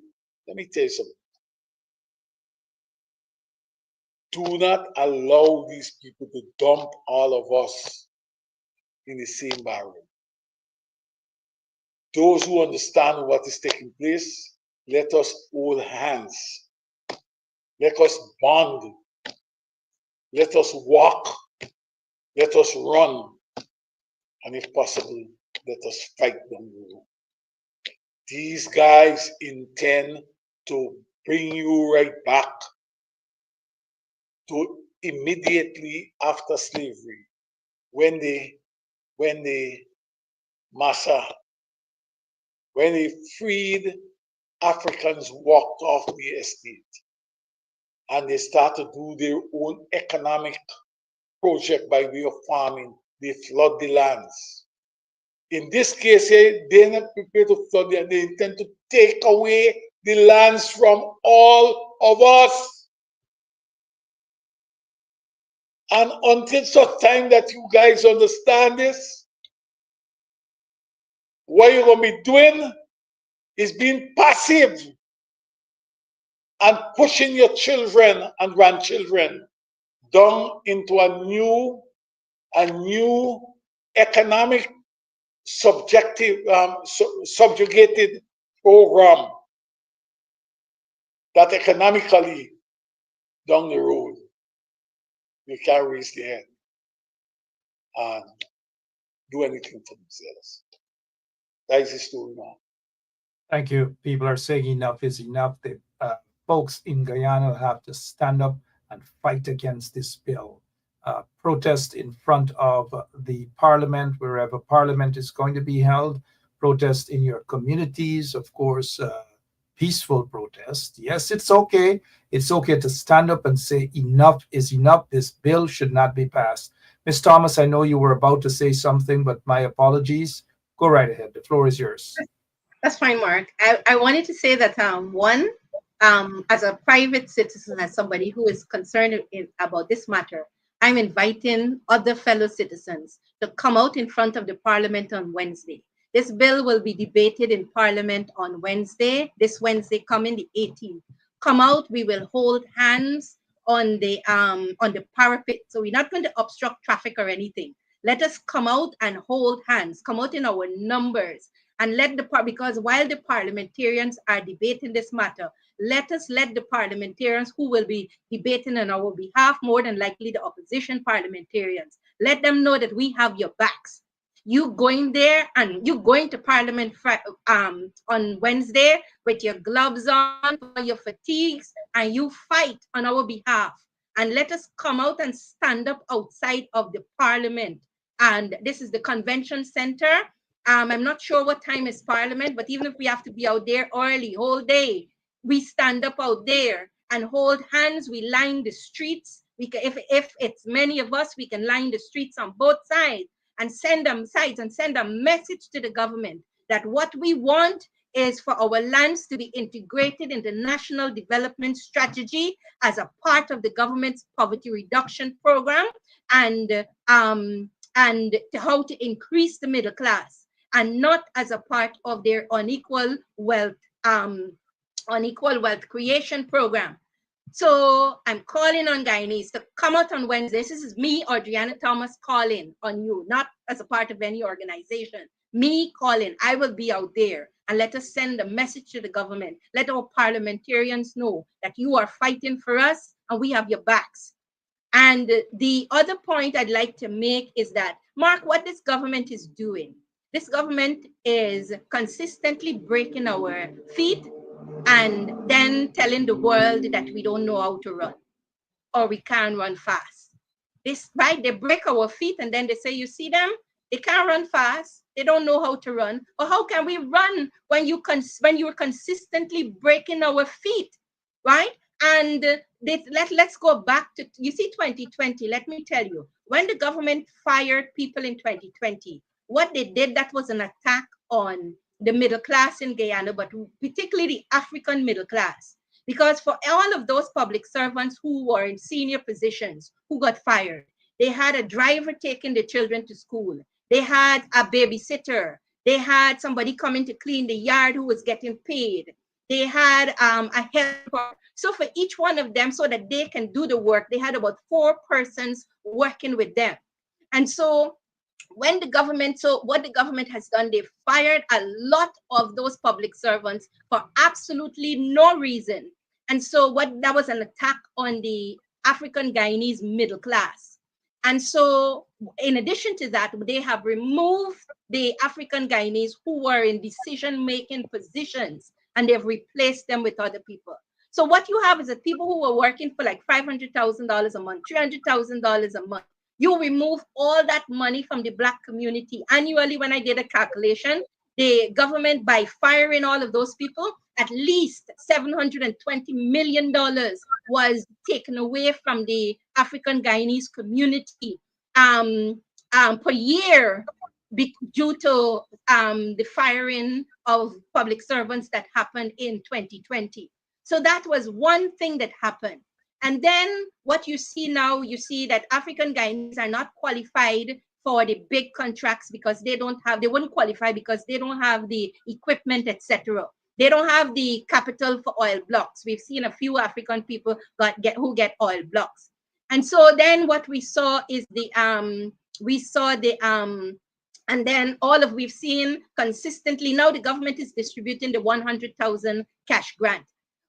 Imagine when you look at, there was this young man at GGMC who negotiated ExxonMobil for, what was it, a $214 million US. He got 2 weeks, I think, no pay leave. He was sent on 2 weeks no pay leave, right? When for negotiating $214 million US, right? And then you so we see that. We saw they take the sugar company, for example. The sugar company is now producing 3 times or 2 times less sugar than was being produced under the APNU and AFC government. I said 3 to 4 times sometimes less, right? And what do you see? You see people who are being elevated. So what the government is doing, and so for some, a lot of those people who were fired in 2020, if you have a master's degree in public administration, where else are you going to work except in the public sector? And so a lot of those people, right, are out there not being able to use their talent and their expertise in a meaningful way, while we see our country, while they see their country falling apart. I say we see because I was fired too, right? And the other thing I want to say, because I was fired from Guy School for writing a letter in the press. And so I was fired for writing a letter in the press in support of Roxanne Myers and the other Lowenfield and Mr. Mingo at the Elections Commission, when I said that for the police, the police force and the DPP to what they're doing was illegal, because what the law says, as a matter of fact, the Human Rights Declaration says, as well as the Constitution, that these people must have a fair hearing. So I got fired for writing that letter, even though I have a master's degree in jurisprudence, in rule of law. That's what I studied, to fight for the rights of people. While Bobby Josai from GGMC negotiated with ExxonMobil $214 million, and he was sent on 2 weeks leave, and I learned that he's somewhere doing his master's degree, or his PhD rather. I'm just sharing with you what has been happening. This here is another attempt by the government to break the feet of African Guyanese. Mark, as you walk around Guyana and you see African community, if you're a foreigner, you've never been to Guyana before, or I guess the people from the international community, the perception they have of African Guyanese is that we're ambitious. These are a bunch of people who have no ambition, right? It's one out of 2 things. It's either they're unambitious or they're under a very discriminatory and oppressive system. It is the latter. We are under a very oppressive and discriminatory system. What the diplomatic community is not seeing, they're probably seeing our profile, this portrait at the top, but they're not seeing how the government is breaking our legs. They would either send the GRA after you, they would either send, they fire people, they say they're not putting the representatives from the opposition on government boards because the vice president is saying that they're going to delay things and they're going to obstruct things. What all of that is doing is consistently breaking our legs. So here we are as African Guyanese in Guyana crawling, and I'm not exaggerating, it's literal. So we're crawling because, and as soon as we try to get back on our feet, the government finds another way to break our legs again. And so that's the graphic way I can put the situation that we have in Guyana. And so to wrap this point up is where very often, like someone said to me that somebody came to Guyana, a foreigner, and he said, where is the poverty? I'm not seeing any poverty. Where is the discrimination that they're talking about? Where is the you're not seeing it? That's because you're not seeing the government breaking our legs at the bottom here, right? And so something has to give, Mark. something has to give. You know, I often wonder, we were taught so much about human rights, and we were taught so much about rule of law.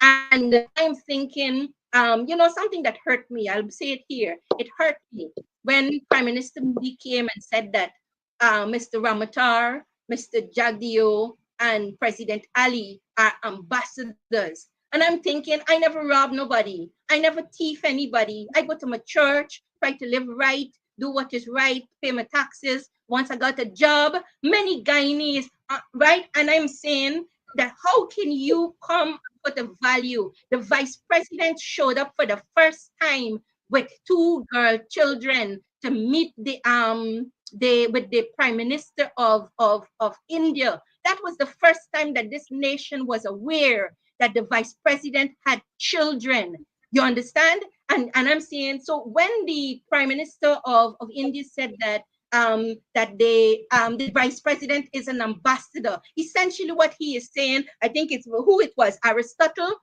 that said a good person is a good citizen. What when you say things like those, what I am thinking is that Prime Minister Modi is not understanding that I ain't got no legs. The government is breaking my legs, so I am crawling, right? And the same government that you're saying is their ambassadors. You understand? When President Ali got an award as one of the top Indian people, I think this was when they had that Mocha incident. The day when same week, President Ali got that award from, I think it was an Indian organization somewhere, that that he is one of the top Indians. The same day they were burying, the same week rather, they were burying people, animals, and knocking down their houses in Mocha. And we look at these things, and I ask myself, as a Black person, do I have value? As a Black people in Guyana, do we have value? Because while the president is breaking down people's homes and burying their animals and beating up our women, the president is getting an international award as a top Indian Indian person globally. And I'm saying something is wrong with our society today. The value, we place the value on the position that the president has. The value is placed on the what Prime Minister Modi did. He put the value on the position that Donald Ramatar has. He put the value on the position that the vice president has. He put the value on the position that President Ali has. But what about the real value of the people of this country who every day go about their business honestly, try to do an honest, make an honest contribution to their country? And so I'm saying, Mark, that something, what am I saying? I'm saying to the international community, we are suffering in Guyana. And we are suffering in Guyana. And even if you have not heard our cries before, I'm saying on behalf of the people at Mocha, on behalf of the people at Linden whose homes were broken down, on behalf of the people at Success, on behalf of the people at Perico, on behalf of the African-Guyanese who are now fighting to maintain the last piece of thing that they have that can get them out of poverty. I'm saying that you need to pay attention to what is happening in Guyana and stop focusing on the pageantry. Really focus on our human rights. Really focus on our natural justice, and really focus on our rights. Thank you so much. Well said. Leadership matters too. Time for the opposition to up their games. Some people in the audience will suck their teeth, but it is reality. Up your games. Now is not time to send mixed signals to people that they don't believe in protests or whatever. Protest is what going to move this corrupt PPP regime. Protest. So go out there on Wednesday. If you can't make it on Wednesday, if you got to shut down your area, just shut it down. It's perfectly legal. It's your constitutional rights. But action is needed by the opposition, and leadership is needed as well. Oh, Jesus Christ, if cost of living double, I don't know what happened. A pound of sugar is $300 already. flour, everything gone up. Everything just raising. You gotta get about $40,000 for buy good ration. You gotta get 3 man now. I can't take it no more. I can't take it. Go. Check it. 2 more things. See that? Look, she's running with the food. She's running with it. She's running, yeah. Yeah, good. Sandrine, you should never do that, you know. Why you say that? Because I gotta write it all up. Because listen, the whole thing is that, right? You're my video, right? No. Forget about her calling people hungry belly and all manner of things. Closing remarks, guys. As we look at the time, Leland, African-Guyanese need a way forward. This is obvious discrimination against persons of African descent. And of course, those of our Indian brothers and sisters who do not support this corrupt regime and our indigenous brothers and others, they are also faced with discrimination. But the bulk of discrimination is directed towards persons of African descent. The reason for this land, this acquisition bill, is to take away lands that are owned by African Guyanese. There's no ifs, ands, or buts about that. It's got to be stopped one way or the other legally. Closing remarks, please, Mr. Saul.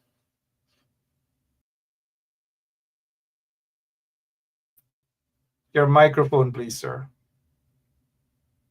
Thank you. Sorry. I said it's important that I address the statement made by Prime Minister Modi. I think it's most offensive. And I asked myself why he made that statement. Guyana is a multi-ethnic society. We're a plural society. And I am surprised that he does not know about our history and our struggle. You know, I have received credible information leading up to the visit of Prime Minister Modi. There was a meeting. And from our government, it is their desire to invite about 600 businesses or business people to start up new businesses in Guyana. And the question was asked where these people will come from. And it was proposed that the majority will come from India, about 400 and 200 from China. And someone there asked, why are you not inviting other people, European, African? They said, no, Indians and Chinese only. We have to be very, very careful. I say that because for me, as I said before, there's a deliberate attempt to weaken the black race in Guyana. And we have to be conscious about it. We must demand an equal space in this country. We must demand a place at the table. And the opposition must be more aggressive. We need to see strong leadership coming from the opposition. Because the bottom line is, the leader of the opposition, whosoever sits in Congress place, our country is divided along racial line. Let us not fool ourselves. And whosoever sits in Congress place as a leader is seen as the leader of the black race in Guyana. And whosoever that person is must show leadership, must stand against all form of injustices. And this bill, we must rally against this bill. Because should this bill, as I said before, pass, it will further weaken African Guyanese. They will take our lands. They will take it. And we cannot allow that to happen. Thank you. Thank you so much, Mr. Saul. Lincoln Lewis, your closing remarks, please. As to the way forward, this bill should not be passed. Your closing remarks. We have to do something that is dramatic. And let this be the beginning of this struggle. We cannot be passive any longer on these issues that confront the communities. And this bill will affect every group in society. As I said earlier, that look, the East Indians who want to resist this government at any point, we will come for them, come for their lands too. So all of us are seen as dangerous species in this entire field. Leland made a point earlier. I didn't know he got the information. Why get information 2 weeks ago, or 3 weeks ago, just when Modi was coming in. So, you know, and it confirms Modi's statement after he returned to India to how he described Guyana. Let me tell you something. I said earlier, these people have a plan and a program, like what they have in the United States, the Republicans get in the United States. These people saying that they want companies to meet the level of what you call Fortune 2000, top class companies. They intend that in the shortest possible time, they must have 500.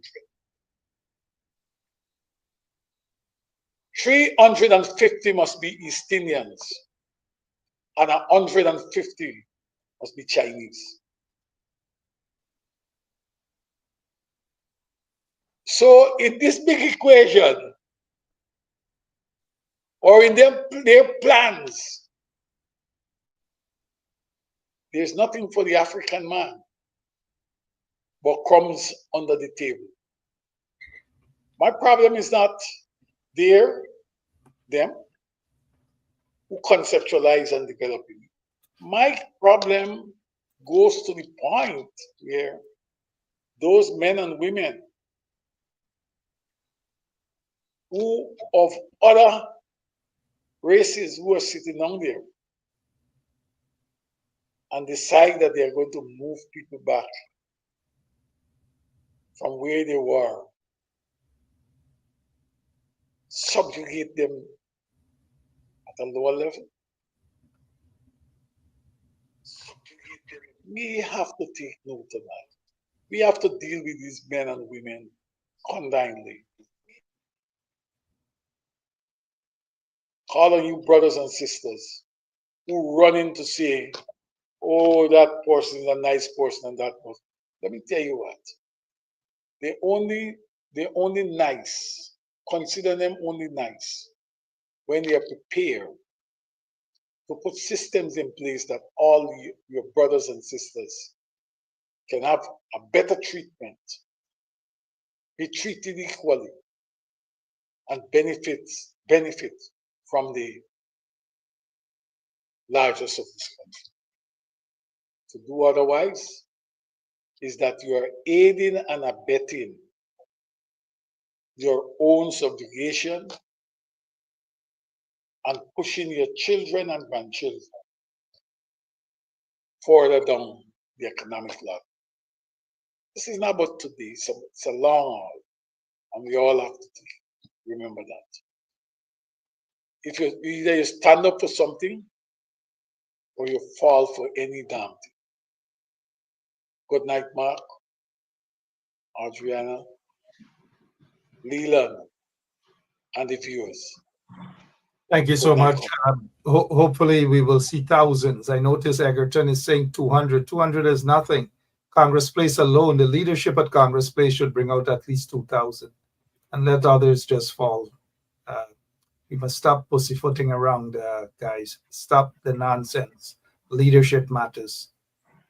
It's your first time on Bench Up Radio 107.1 FM. Your closing remarks. Keep in mind Lincoln is falling asleep. Okay, I'll be brief, Mark. I just want to say, Mark, I thank you because the idea is to create greater awareness and to raise the consciousness among people about one, the bill, but also about the wider implications of this bill. So I'd like to invite people to come out on Wednesday outside of by Parliament. I'm not sure what time Parliament is on Wednesday, and let us support our parliamentarians. And in terms of the way forward, what we're also hoping that the parliamentarians would do, in the bill it has for the minister to determine the compensation. So I heard Member of Parliament Ganesh Mahipur, he was saying that they will propose for a tribunal to determine that. So those are good points that the opposition are coming up with. So let us go out and support them. To my brother Lincoln and my brother Leon Saul, and to you, Mark. There's a saying that evil thrive where good men and women do nothing. So let us, those of us who are the good ones, let us do something so that the evil in our society will not continue to thrive. Well said. Hope those who eat in the crumbs and eat in the bread will know that their day will come as well. They're not safe by this bill at all. The bill must be stopped by every legal means necessary. It's got to stop. Go out there on Wednesday in your numbers. If you can't make it out there on Wednesday. Mark, yes, sir. Let me tell you, I'm hearing you, but this is where we are parting ways. In a struggle, whatever necessary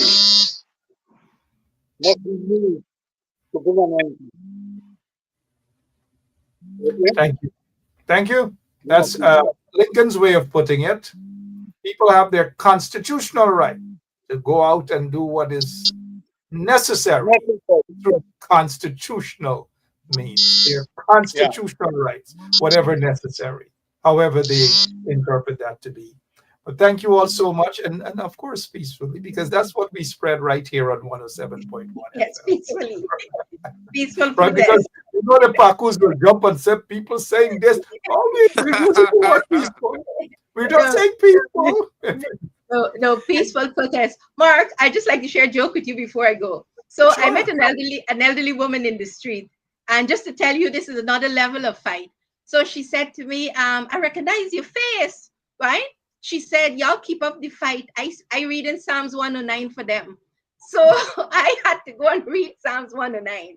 When I read Psalms 109, I would say, if you are a leader and somebody said to you, I am reading Psalms 109 for you, get your act together.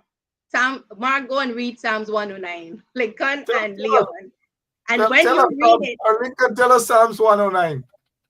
Pardon? Tell Lincoln. Lincoln, what is it? Psalm 109. Tell us, Lincoln. Come on, hold not your peace. Come on, Lincoln. Hold not thy peace.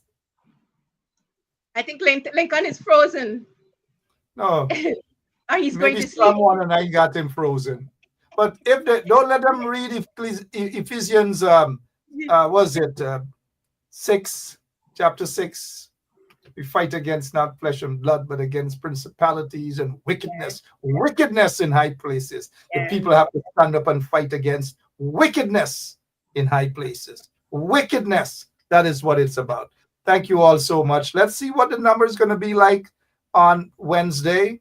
And hopefully nobody is going to say they don't believe in protest or protest can. Protest is the only one of the main ingredients in standing up against an oppressor or oppressive regime. Thank you so much. Don't be a stranger, Miss Thomas. The people appreciate you. We appreciate you too. Once you invite me, Mark, I'm going to make the time to come on the program. God bless you. Thank you so much, Leland. We noticed you lean back. That's going okay. To sleep. He's going to sleep. Yeah. Thank you all so much, guys. Thank you, listeners. To our listeners, thank you all. Good night. Good night. Lincoln, my dear brother. Good night. Yeah, you knock out. Good night. All right, guys, we got to stand up. You've got to stand up and by every constitutional means, guys. We're out of here. God bless you. Bless you, Bye-bye. Mark. Bye-bye. Come back, put down white man.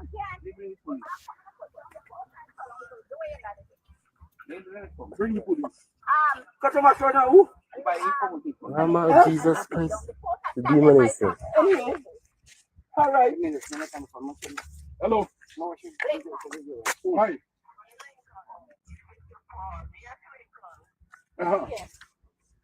So you got yes. So far, you see nothing. Watch your ride. Watch your ride. Okay, I put the propaganda. Hey, you get Propaganda? Propaganda get your ride. You get. Hey, those two go fucking hold them, my style. Fucking Rick, land, sconce when you're dead, I want casket you're going. So why you come for it? If you get so why you come for it? Because I bring you some cow here. You not bringing cow here. You are bringing cow here. You are bringing cow here. I want to tell you this. You know, your family come and meet me here. Meet my family. Oh, that's what right? I'm saying they come and meet me. Me to come from East Bank. Me to come from here. Not possible. Right, let me tell you something. Not to come here and marry the Rabbir. You know that? Let me tell you, marry the Rabbir. You don't understand it. You can't fight for all them years. Oh, you don't give me any red one. So much year this land. His grandfather, father, mother born here. What? They just look how much. Me born and grow here too. But I don't know you. You don't know me. I don't know you. Because you don't know me. I know you know me today. You don't make you know me. You don't make you know me. But what do you want to do? What do you want to do? What do you want to do? That's all you want to do. You want to do? I want to tell you something. I want to tell you something. Yes, I tell you. Look at that, damn it! And that's why I think like how you bring that great man out of power. Speak like how you because how you going to win hate.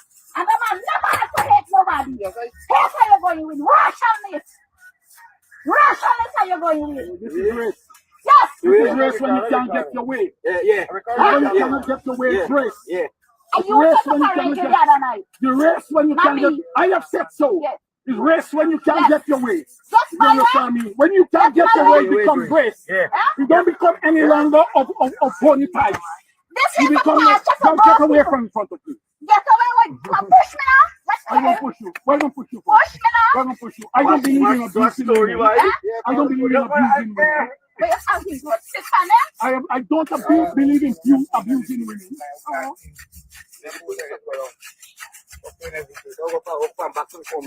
What we say when you walk in, we say you walk in. Walk in where? Walk in we say. All right, are you gonna see? I want to tell you something, you know. Let me tell you this. Something is going to take on your case. I don't know what. Yes. Boss and Doctor and Isa come there. Yes, Auntie Jenny calling the police right now. Just after Auntie Jenny, she's calling the police.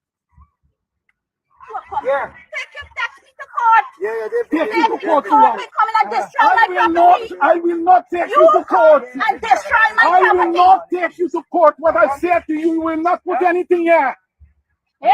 And you will not put anything here. I destroy your property. Yeah, push down the post. I push up. You push. Oh, you were here. You just push down my post. You said I said so.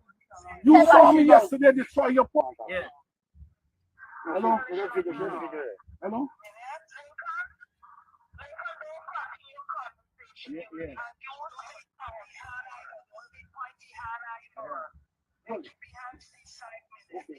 All right. That's how they stay. They wait for a government change and then they believe they get power and they can do that. Goodbye. Government power? Me no wait for government power. Yeah? And you wait for government power. All me need put them in there.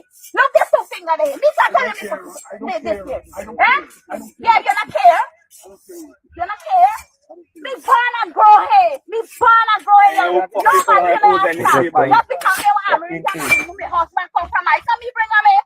23 years there. Because you bring me here. No, I use come no way.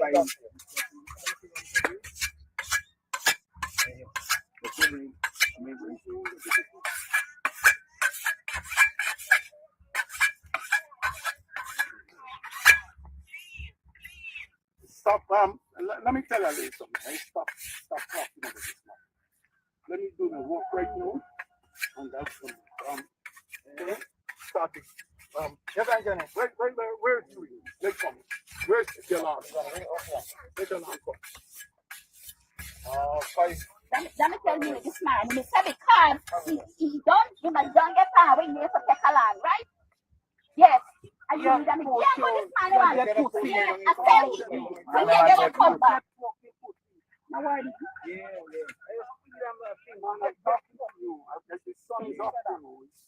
Hello? Yeah, what happened? What happened? And when the police come and see if I get fucking people, everything and yes, I'm not telling when they might have to shut down the pole.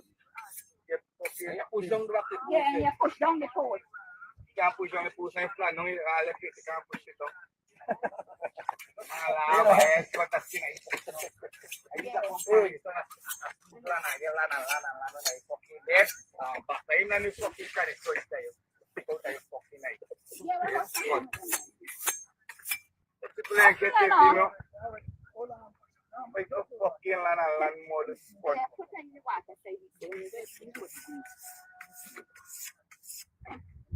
People from all over Modus want to come take land. And how these live here. How these live here and never fucking take now. But yeah, how these are. They must come stop all this. When you want to pass, when you You just go out. No, the thing to your camera something. You in! You in!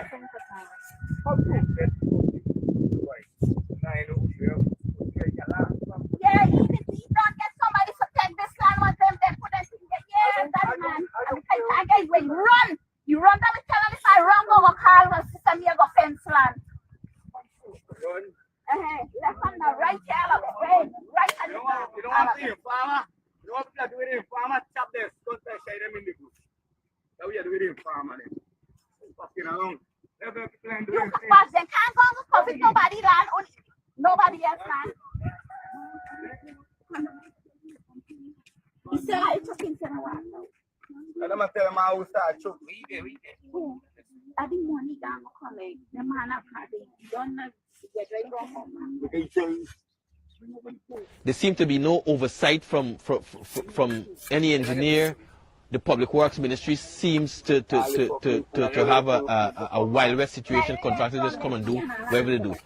You notice they planted some lampposts, concrete lampposts. There's no alignment. They just dig holes in the ground, mud, and lay concrete poles. These poles are leaning in all directions. We even had a situation where one of the poles leaned and the wires connected, and there was a big blackout and fire in the area. I think Mr. Ben would have talked about GPL coming and putting down these concrete posts. They did it in such a, I want to say, ineffective manner or unprofessional manner. For some of these posts, the mud that they removed to put the posts in the ground have been left in the drain, and that has contributed to a drainage problem. Mr. Ben and some of the other residents have highlighted how, because of the lack of drainage, the instance of a couple minutes of rainfall leads to, several, I think about a feet or two of flooding.